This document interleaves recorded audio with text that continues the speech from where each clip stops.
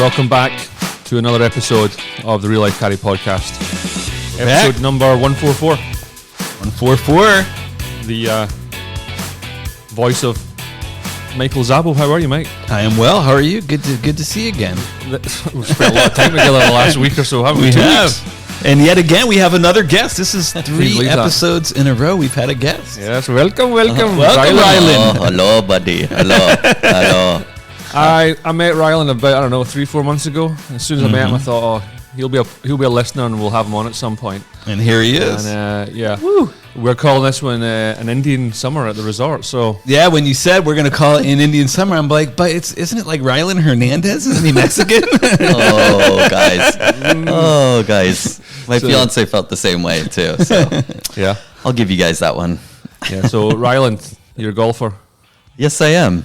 What do you do for a living, though? I'm a dog walker / handler. I don't know what I call myself, but Entrepreneur, really. Yeah. Take care of the tech people's dogs in Palo Alto, and work part-time at a country club too. So that's really bizarre. It's bizarre. I've never met somebody say, "Hey, what do you do for a living?" Like, I'm a dog walker. I mean, like, that's what you do for a living. And he's kind of modest in that. When he says he's a dog walker, he's probably one of the more successful dog walkers I've ever heard of. Well, he's always playing golf. He never works. Oh, that's true. Yes. He does play a lot of golf. What are you doing today? You playing today? Or? I am playing today. Pebble Beach, poor me. Yeah. Oh, shocking. The big course itself. The poor dogs. My clients aren't going to listen to this, right? Like, no chance. Okay. That's true. That's a good point. They are not listening to the Real Life Caddy podcast. There's no chance in hell. But you do listen, so you know the structure. We always start with some caddy stories. And Zabbo, I'll let you kick off. You want me to kick it off? I would love you to kick it off. Well, I left this one for a while. A lot of statute limitations. You got to be careful when you talk about it. And I saw this with another caddy, and this was probably the most beautiful thing I've ever seen in my life. We had this guy.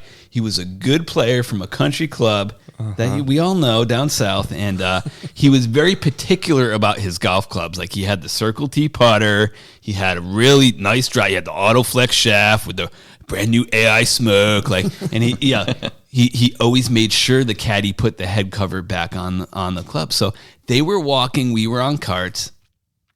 We're on the one of these holes at the weed course, and they're walking out front. He hands the driver to the caddy, and he's walking back to the golf cart. And as it sometimes does, we have multiple clubs in our hands. It spills out of his hands. Oh, I see it, ding, ding, ding, ding, ding, on the cart path. I'm like, oh no, that nice black top, and I saw the top of it hit the concrete. I'm like, there's going to be scuffage on that. And this guy, like, when he's around the tee, he's watching you put the head cover back on the club. I'm like, this is not going to be good. And I see the caddy, and I see his eyes, and he looks down at the club, and it's resting the other way, so he can't see the damage yet. And I just see the fear in his eyes, and he rolls it over, and he just puts his head down. I'm like, hey, bro, is it bad? Is it bad? He goes, do you have a black Sharpie?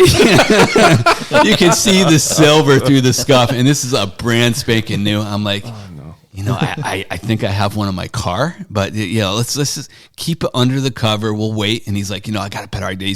One of these bags probably has a black Sharpie. So he runs in, finds the black Sharpie. I see him working on it, and he holds it up to me, and he's like, what do you think? I'm like, that looks pretty good, man. That looks pretty good. I think you can get away with that. So we get to the 10th tee after they get their food and stuff, and I see the first. I'm like, well, we're gonna see how this goes. And he unsheaths the driver, and he hands it to him. How does he hand it to him? Grip end. He does grip end. He hands it to him. He puts on his glove, tees it up, stripes it, and the caddy just right away runs over, grabs the club. So normally we're on the back nine at this point. This happened on the front nine. We're on the back nine. Normally we get out in 4 caddy position. A lot of these holes, these guys are walking. This caddy was on the tee box with him every single hole, grabbing the driver right out. We got through all 18. You could see he let out a breath, and he was like, man, we're done. I made it through. He's going to get back to his country club. Couple months later, he's going to realize the thing was so scuffed. It was crazy. But the caddy, he sharpied it up and made it look pretty good. I'll tell you what, you get so much anxiety. Bro, you could see, it was palpable. You could see it in his eyes. Yeah. He was scared because he knew that if the player saw it, he knew it was a brand new done. driver and it's mint and that the caddy messed up, especially with the Sharpie that was on top of the club head. You ever have a caddy damage to anything? Yeah. I've done it in my tenure as a caddy when I was younger. You caddied? I did. I didn't realize. Yeah. Good old double bagging, all 100 pounds of me, But yeah, it was definitely some times where I could definitely vouch for that guy, because there's a lot of anxiety when you drop it or Oh, for sure. yeah. Oh, it's the putters. The That's putters, one. you got to be man. careful. Bettinardi putters, Scotty Cameron putters. It's such a soft metal as well. It is a soft metal. Actually, you had one yesterday that I've never seen this before. He was a former tour player. Yeah. He had, a lot of those tour players have the Circle T, and I noticed right away he had a Circle T. He didn't have a putter cover on his Circle T putter. He did not. It's crazy. So probably damaged it years ago and just doesn't care anymore. Correct. Have you ever had one, G, where you damaged the club and you had to hide it from the player? Well, I could give you at least 5 or 6. Did I ever tell you the one where I was in the back of the car and I'm flying underneath one of the tunnels, and the boy said, "Watch your head," of course, because there's lights. And I thought, I'll have some fun. I still had one of the putters in my hand. I'm going to ding it. And I ding it as if it was my, and I go, oh, but the putter head cover flew off. The putter head? Oh, the head? The head of the putter flew Oh, off. no.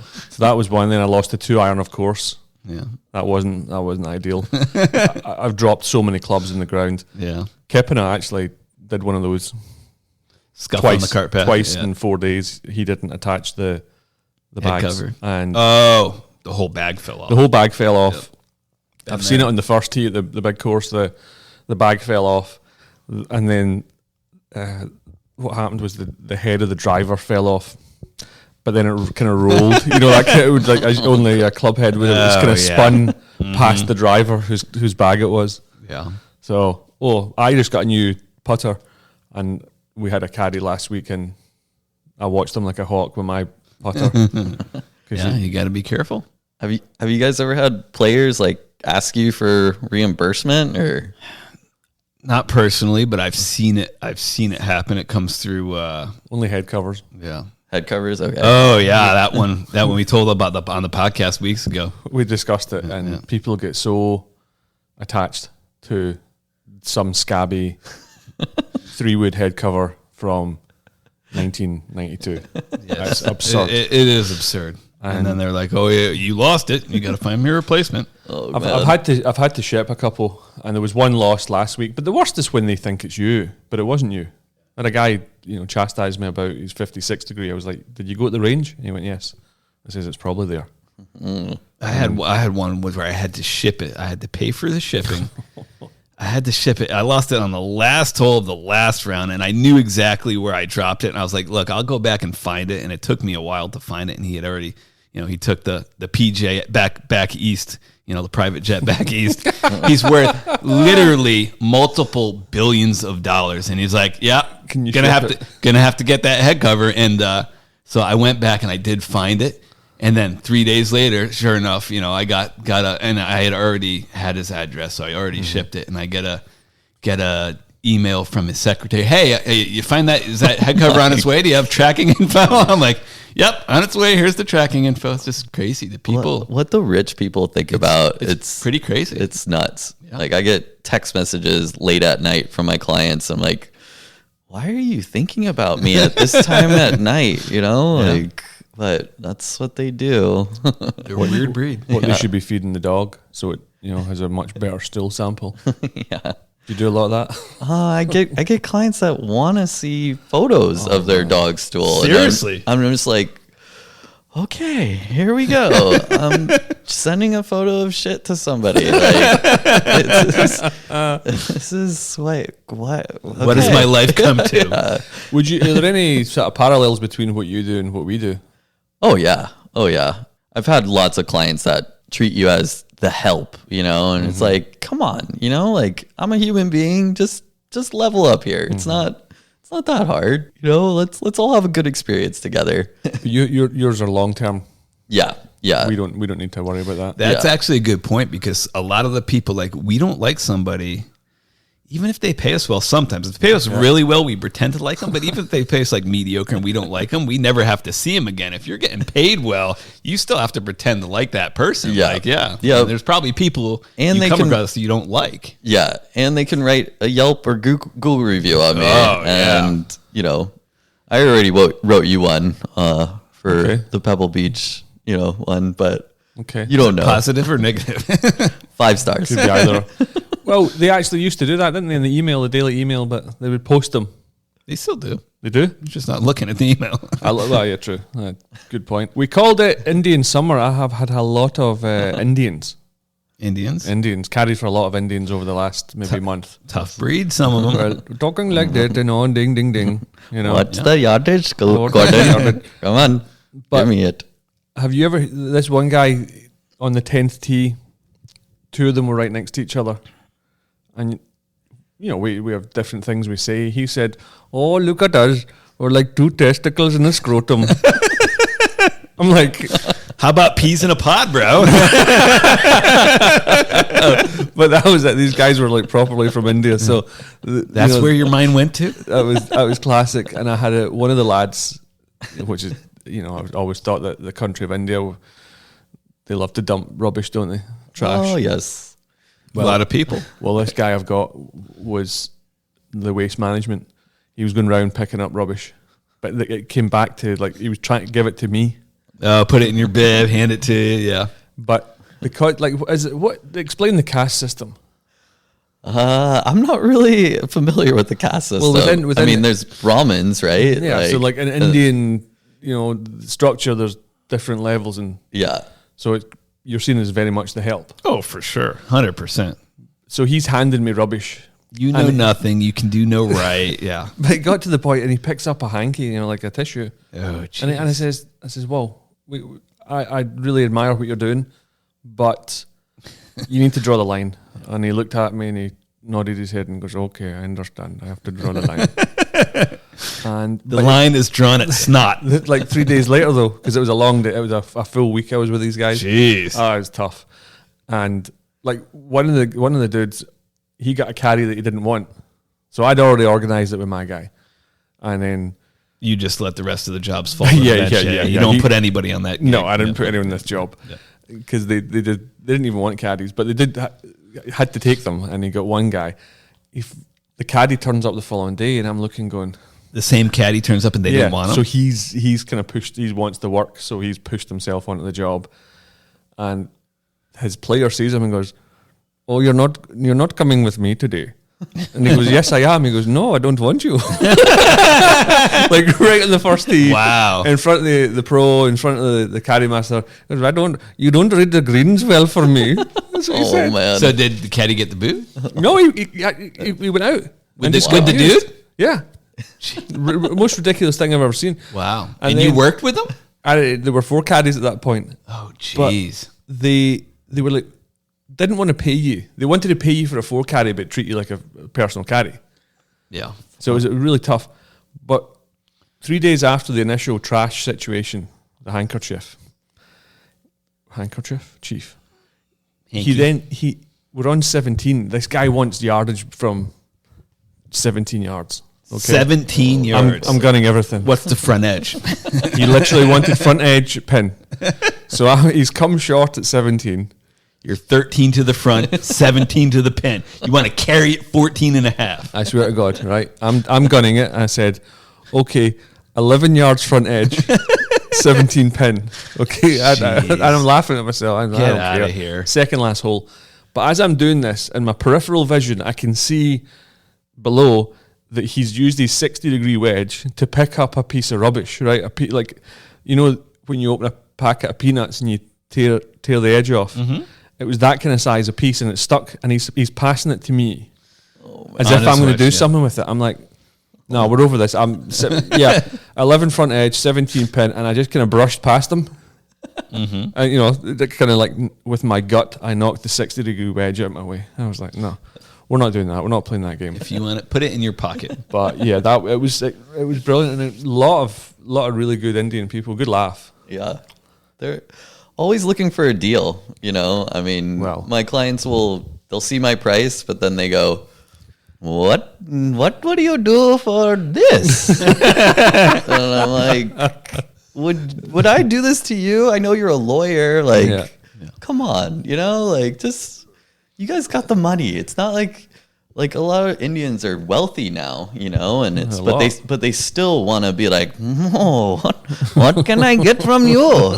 Get rich by giving it away. Yeah, well, that's exactly why I didn't organize caddies for the group, because Exactly. it'd been a nightmare. You don't want to deal with that. They wanted to, they were paying, the other guys were, paying nothing. Yeah. One guy didn't pay at all. Jeez. On a 4 caddy, 3 days in a row, didn't pay. Wow. So That's impressive. Deal. But yeah, I couldn't get my head around that part. Just here picking up the rubbish, It's crazy. the waste management. Crazy, but kind of stuff. I can see it. I've seen stuff like that happen. What's your best caddy experience? Best caddy experience? I mean, with you guys. Like, Yeah, I think you had Mike Zabbo caddy for you a month and a half ago. That was pretty good. I felt bad. I felt bad, Zabbo. I don't drink that often, and I just kept forgetting my drink, and Mike's just like, "What are you doing, man? I'm not gonna keep remembering for you." And it was, he was that guy. He was leaving the drink behind everywhere, but and, there was other things involved, though. I mean, yes. but that group, that was a fun group. That was a fun group. That was a fun day. That was a fun day. Wish I would have played a little better, but can't have it all. Well, you had this conversation with us earlier on where you said yesterday you shot 89, but I was really bad in the par threes. I'm like, the score's a score. It doesn't matter. Everybody does that, don't they? Yeah, they make excuses for why they don't. They The forget. score would have been better if I did this. Well, yeah, if you putted better, you would have shot lower. If you drove it in the fairway, you would have had a better score. But we don't need to hear the play-by-play. You shot 89. Get over it. Well, they forget about the shank on 3 that bounced off the tree, came back in and bounced 4 feet birdie. Or that 40-footer you made for triple to say not make a quad. I mean, But yeah, that's exactly Had a what couple you of said. those. Had a couple of those. Last Monday, I shot an 80 or an 82 putting with a 2-iron. I had 42 putts. nice. Don't hear me going on about it. You just did. How? But yeah. What was it you said? The par 4s really got me today. Par 4. It was a tough day on the par 4s. Just didn't have it on the par 4s. The first time I met you, you get done by a caddy for lunch, didn't you? Oh yeah. Remember that?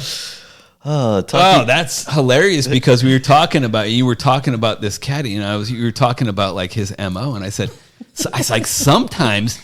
You guys aren't going to believe this. Sometimes he gets the other player that he's not even caddying for to buy him lunch. And Ryan lifted up his hand and said, "Yeah, that was me, bro. Yeah, I that happened to me. Crazy. Hook, line, and sinker. Taki was doing his thing, and you get to the turn at 9 at Spyglass, and they got the call box, and he does the, hey, anybody want something? And I'm like, yeah, sure. And what do you want? And he's like, Glad you asked. double cheeseburger with bacon. And, I've already called it in. Anticipated it. Saw mug written all over your face. Yeah. What room you staying in? yeah, exactly. Were you aware of that type of thing happening at the time? No, not at all. Just, You didn't think? just It's so funny. yeah. I knew exactly what was going on. He does it every day. It's Yeah. impressive. He's got it down. yeah. I mean, you get a free meal, you get a free meal. It's. I don't think he loses sleep over it. Oh, he definitely doesn't. I Or just- pounds. It's a caddy thing. Well, this is kind of another one that I have to mention. That it's been a long time since this happened, but and it's kind of a sad happening because our friends, year after year, we have 300 caddies. Caddies pass away, old caddies, young caddies. We had a younger caddy pass away not too long ago, not super young, but on his 50th birthday, Johnny Barnes, legendary caddy out here. Top lad. But Johnny had one eye, and he had an accident when he was younger, lost an eye. So he was like a 2 or 3 handicap. Actually, he was like an 8, but he played like a +1. He'd always juice up the handicap, but he could get it around. He always look, because he only had one eye, he had no depth perception, so he'd look sideways, look back at the ball, look sideways, and he always had this idea of having a tournament where golfers were strapped with an eye patch, so you only had one eye, and it was a 2-person scramble. So what happened? He passed away, and the caddy said, "Let's organize this tournament." So they organized this tournament. They said, "Let's make it a 2-person scramble. We'll get out there in JB's honor and play for JB." So we did, and I was like, oh, this is a great idea. I'm going to get a partner. And I was like, who should I get as a partner? Well, of course I'm going to pick my co-host here, Gordon. I was like, Gordon, he's like, that's a great idea. Let's do it. He's like, that's phenomenal. Let's do it. So it's like a week before the tournament, and I'm all amped up. I'm like, gee, you ready for the tournament? It was like 4 days before the tournament. I was like, gee, you ready? Let's get out there and play. Let's go win this thing. He's like, and I'm going to read you the text message he sent me verbatim because this is good. I went to the opticians on Friday and today. I simulated the one-eye golf swing and got dizzy. It's a great idea, but I can't do it. That is the text message he sends me.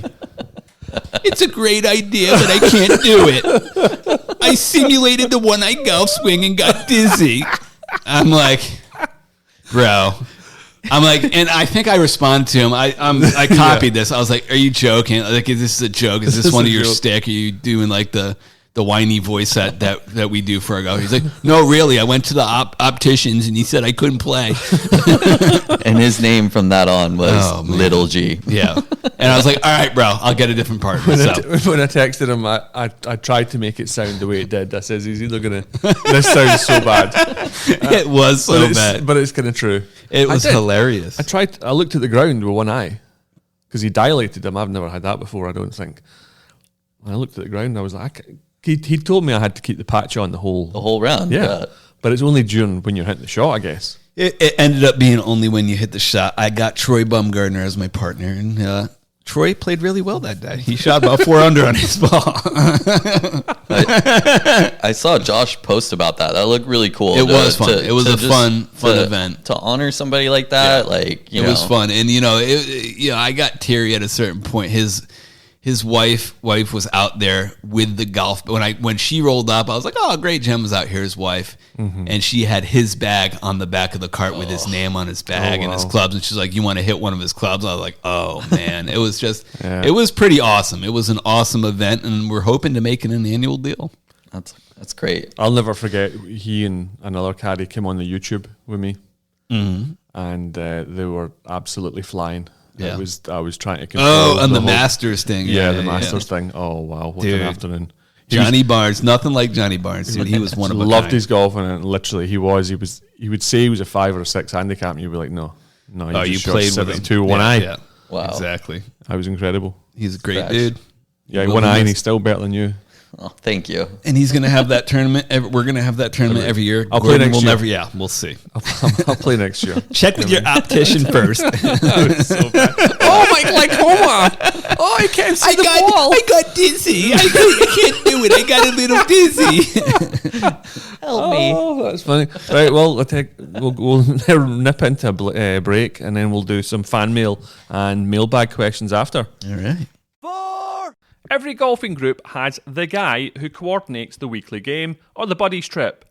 If you're that guy, you'll be very familiar with the pain and frustration scheduling, managing, and scoring your game. Why not make your life easier by downloading the Big Game Golf app and start saving time and hassle today? Whether you're a caddy wanting to engage more with your golfers, a pro shop wanting to get out of running the weekly game, or you're that guy wanting to streamline the process, Big Game Golf is here to help you. The app has over 30 games, so there is no need to keep playing the same boring games with your mates week in and week out. The app is also fully integrated with the USGA, so every player's handicap will automatically be incorporated, which saves time and, more importantly, sandbagging. Simply choose your game, keep score, and the app will do all the calculations with live scoring, leaderboards, and contest results. Big Game Golf will even text players the final results. So start improving your golf experience today by downloading the app, Big Game Golf. Yeah, as you know, I did my first golf event at Half Moon Bay last week. Went well, I heard. It was fantastic. Nice. The boys had an absolute blast. Herding cats would be an understatement. No different than organizing caddies, as you know. Well, the one thing you always have to do is you have to have a hard copy for everyone of the schedule and give it to them every probably 10 to 15 minutes. They're used to that at home with their wives. You gotta take their place when their wives aren't around. You gotta give them a schedule. Like we get finished on the ocean course on the Tuesday afternoon, and there's about 4 or 5 carts just abandoned behind the green. Sounds about right. And I'm saying, okay, boys, maybe take take it back, the cart back to the golf course. I think they might want, oh no, I'll get it later. I'm like, no, there will be no later. Yes. You're already half cut. Come on, boys. And you walk into the bar, there is no way. So I was back, forth, but it was a lot of fun. Now, wee Rich of Big Game Golf was there. He was, wasn't he? So Came out to play golf. We've been talking forever and ever and ever about the new app. And you guys did use the new app, correct? It was, yes, it's tremendous. So the whole interface has changed and thoroughly enjoyable. Much better, much more user-friendly. So they're just waiting for the USGA to give it a tick and pass it, and then it'll be available. It's time to start using it, team. Where do you stand on scorecard or modern day app?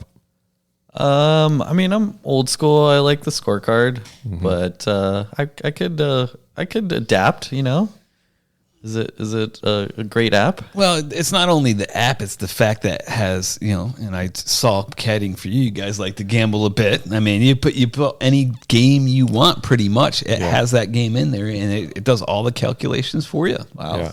So very useful. I watched a group. There was a lad I caddied that. for this past week called Bruce, who said that he plays every Saturday morning. There's 24 of them. Then there's a skins game, etc. He says by the time the cards are, everyone's counted it up, half the people have left because it's half an hour to do it all.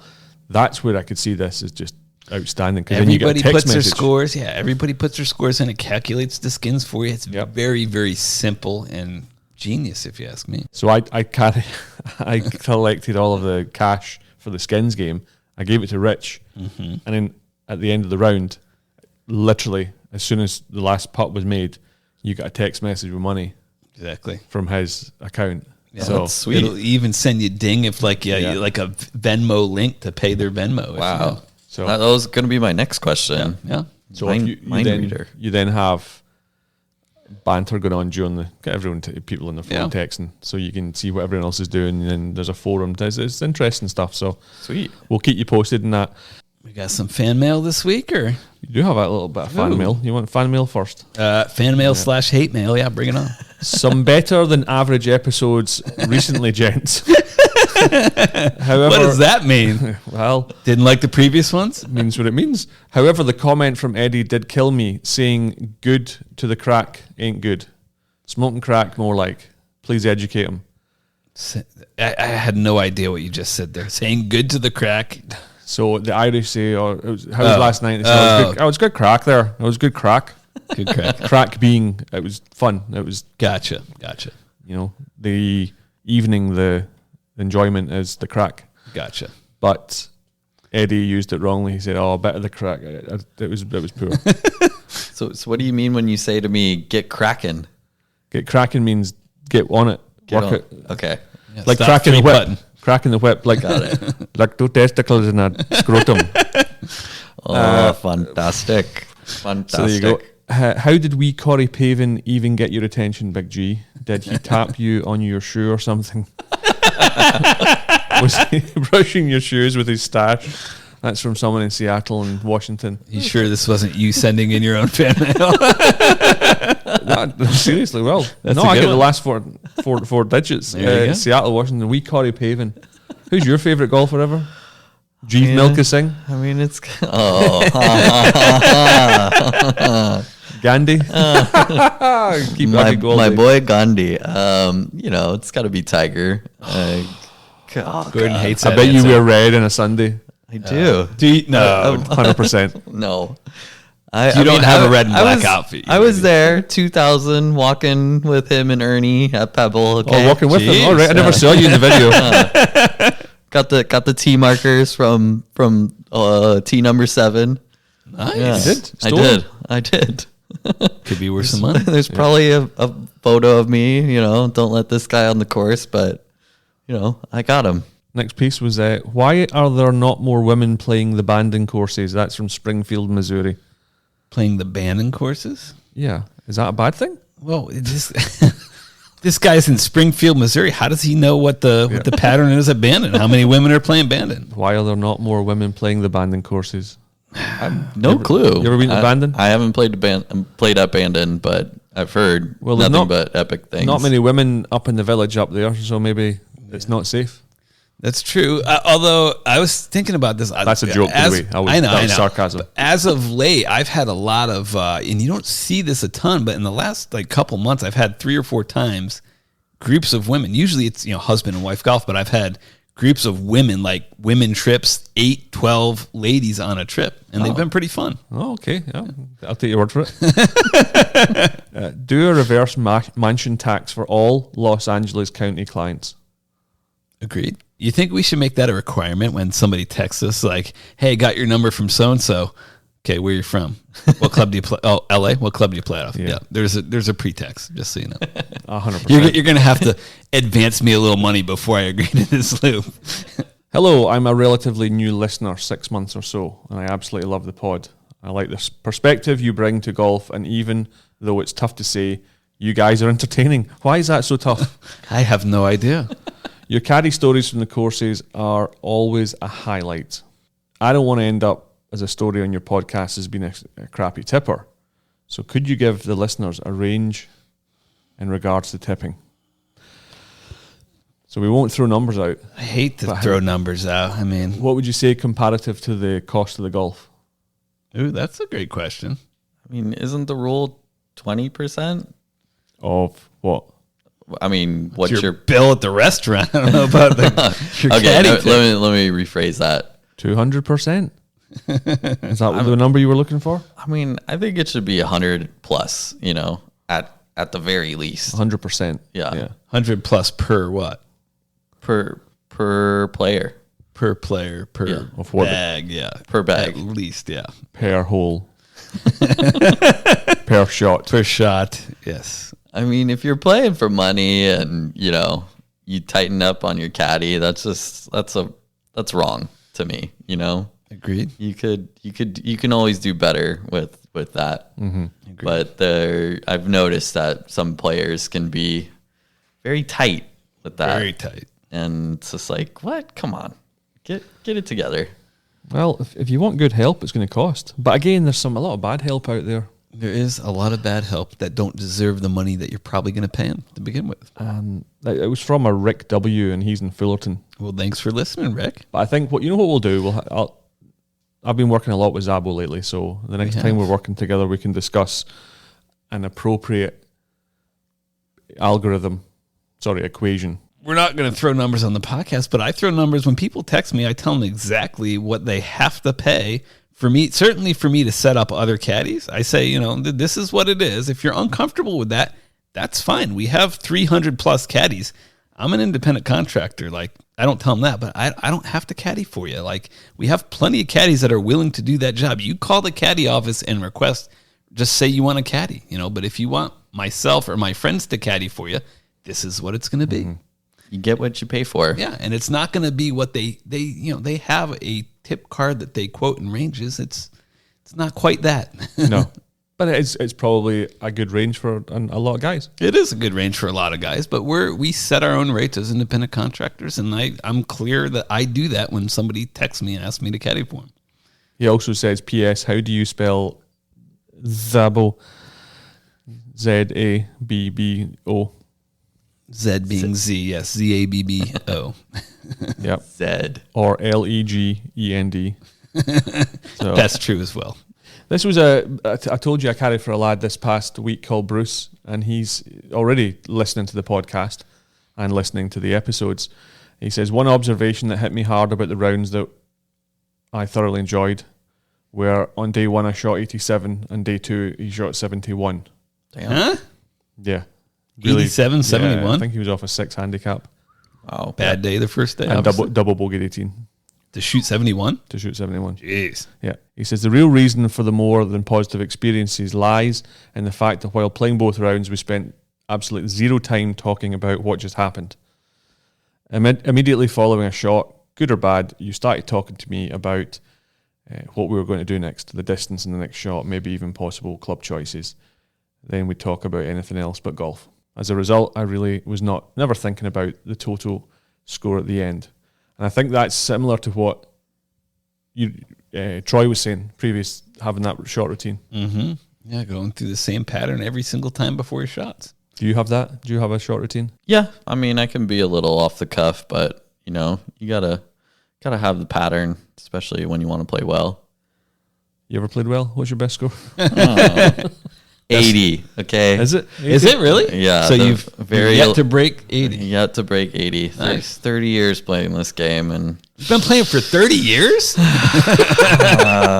I've caddied for you. Bro, we need to go out and play. Let's go. okay, not 30 straight years. Okay, Gotcha. guys? Yeah, I understand. All right, we're gonna get you under 80. Let me keep score. You'll be okay. Well, I just think it's great advice to any amateur, what Troy had mentioned, and it obviously helped. You can't think about golf for 5 hours, 4.5 hours, No. 4 hours constant. That's true. You can't. You gotta talk about things like get out of your own way. Exactly. I mean, that was why Fred Couples was so good, right? Because No, talent was probably why he was so good.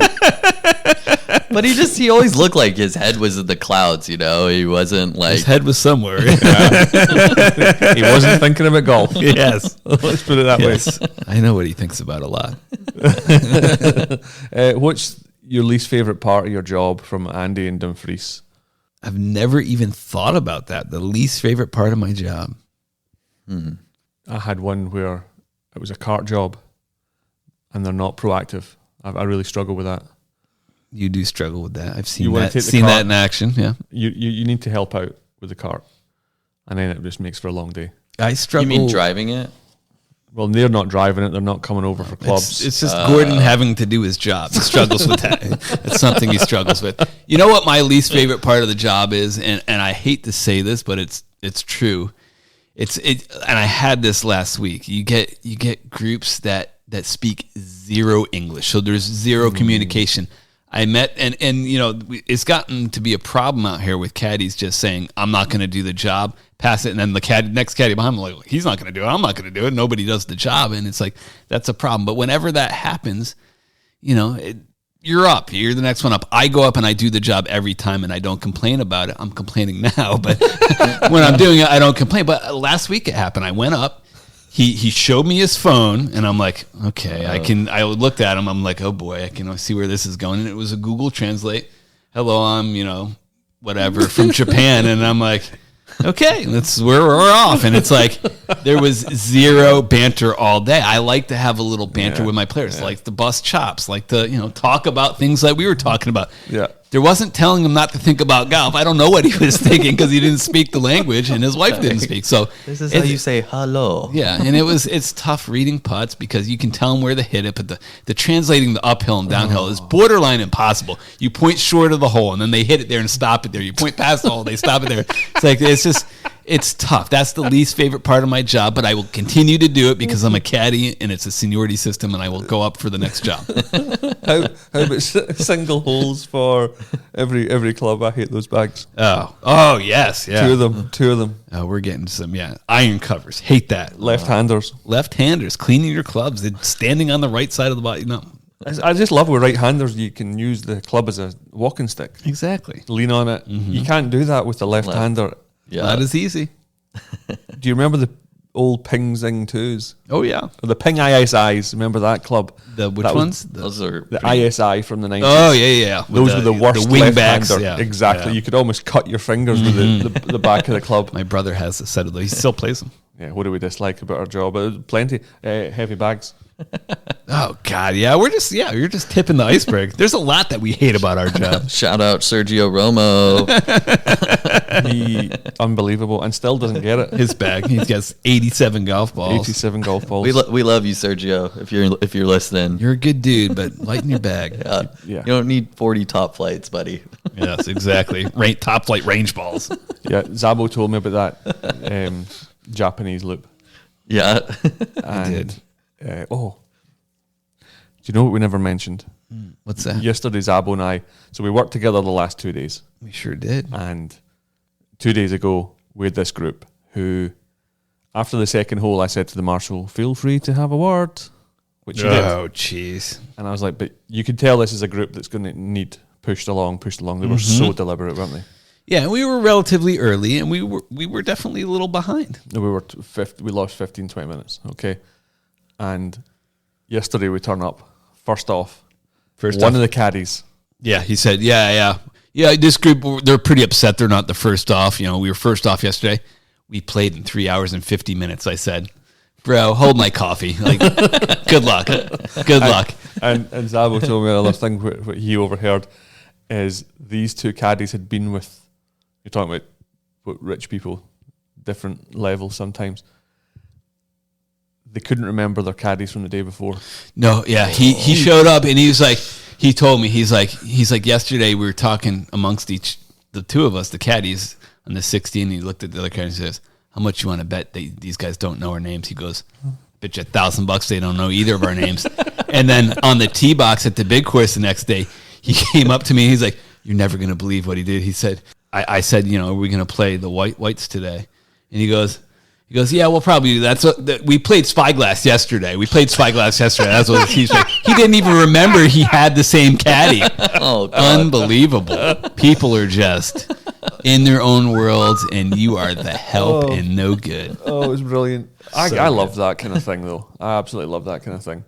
What do you think makes a good caddy? Keep up. Talk when you're talked to. Keep up some good stories. Really? Give us the good yardage and read the greens, and that's pretty simple, Nothing. You're frowning like you don't like that answer, Gordon. No, I don't like talk when spoken to. Like, what is this? Well, I mean, the Soviet Union. Speak when spoken to. I mean, keep your mouth shut. There's some asshole golfers that don't want to talk, and doesn't make sense to me. But there's just some people that. Well, there's definitely caddies that talk too much. That's a fact. Yeah, that's a fact. For sure. I agree with that. Even I know when I shut up. I don't know about that. Even I know when I say nothing. Once in a while.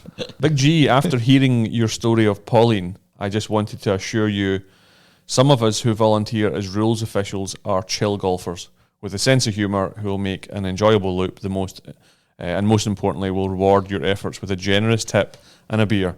I hope to book you out there at some point and prove it, but until then, I'll buy you one remotely. Who's that? This is from Wade in Nashville, Tennessee. Love the podcast and the banter between you and Zabbo, working my way back through all the old episodes, and they're all outstanding. So, nice. Thanks for listening, Wade. You ever bought us a beer?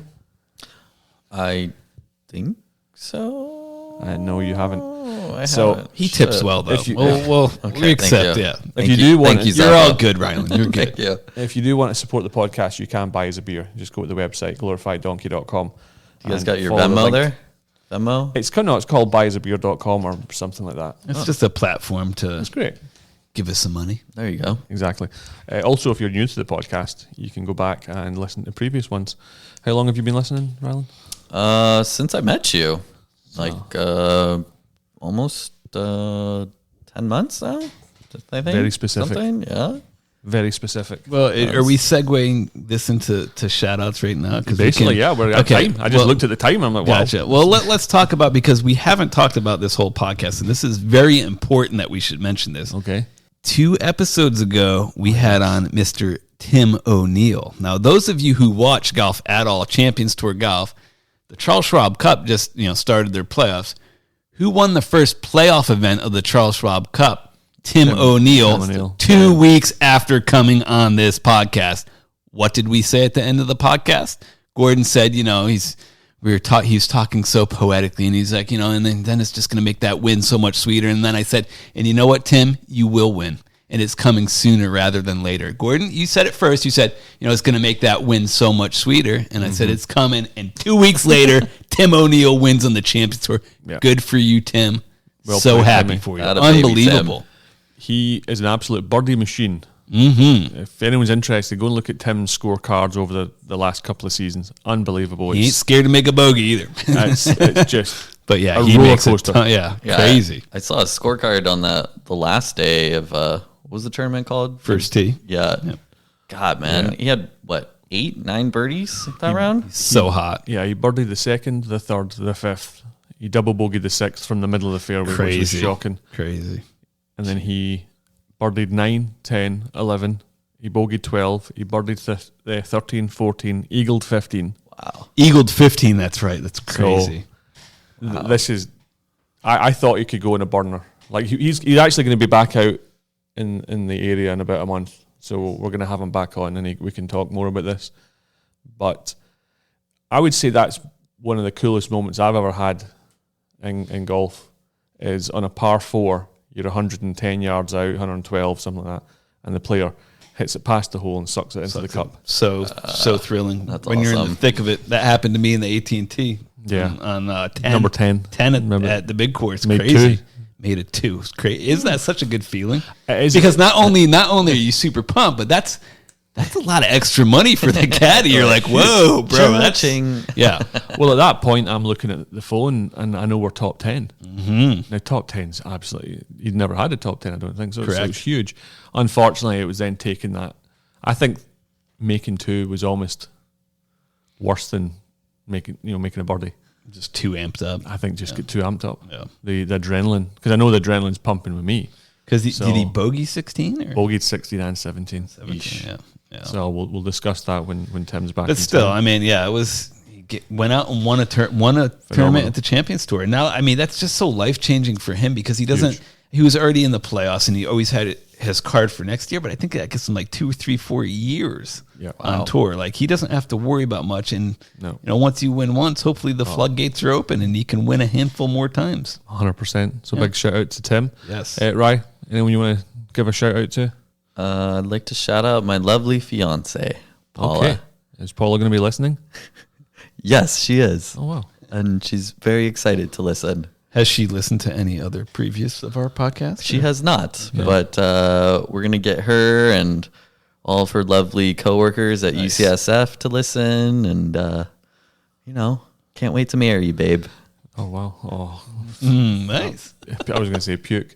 Zabbo and I have a brilliant story for another episode just that happened a couple of weeks ago. We just have to get the legality of what we can say. Yes. Names, dates, they have to be maybe changed. Absolute gold. Zabbo, you got any more shout outs? I got to shout out Dave Thompson, who's been on the podcast before. He was out here, him and Doug Freeze, a new guy from Bolingbrook. Again, you come on this podcast, Tim O'Neill wins a Champion Tour defense. Dave Thompson, the last time he was on the podcast, a week later, they got the live event at Bolingbrook golf course in Illinois, which was like nobody had really thought they were in the running. So you come on the Real Life podcast, your life could change, Ryland. There's something good could happen to you in the next week or so. The Real Life podcast is I love it. The podcast. I talk fast. But yeah, got to shout out Dave Thompson. Good to have you back in town. Got to shout out our boys at Paul Tramontano and Jimmy Dooling who were in town. Jimmy, sorry, I got to bail on you. I got my calendars mixed up. And another podcast listener, actually, Bill Bronstein, he texted me like 4 days ago. He's like, I just want to remind you. He's listened to other podcasts because realized I probably forgot, and I did. He's like, just want to remind you, I'm playing on Friday, Saturday. I'm like, oh, shoot. So, sorry, Jimmy. But Jimmy was understanding. But, Bill, looking forward to having fun with you. You'll hear this podcast in a few weeks' time. Excellent. I just want to say hello and a big shout out to a new listener, Bruce Brockwell in Virginia. Is that how they talk? Aye. Ryland, thanks for your time. Thanks for having me on, guys. I hope you can finally break 80 soon. I hope I'm there when it happens. It's coming. Happening today. Perfect. Zabbo, working today? No, day off. Oh, perfect. Listen, thank you, boys. Have a great afternoon. To the listeners, many thanks for listening. Get out there, enjoy your golf, but more importantly, keep it humble. Stay humble.